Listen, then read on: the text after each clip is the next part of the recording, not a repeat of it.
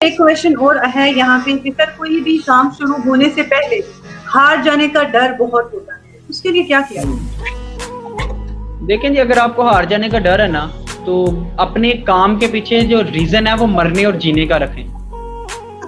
Do और die का reason रखें अपने काम से पहले। जब आपके पास ऑप्शंस होंगी, हमेशा दिल में डर बैठा रहेगा। जब तक आपके पास ऑप्शन होंगी कि अच्छा मैं मोटिवेशनल स्पीकर बनना चाहती हूँ, ना बनी तो मैं इंजीनियर बन जाऊंगी, डर बैठेगा जी।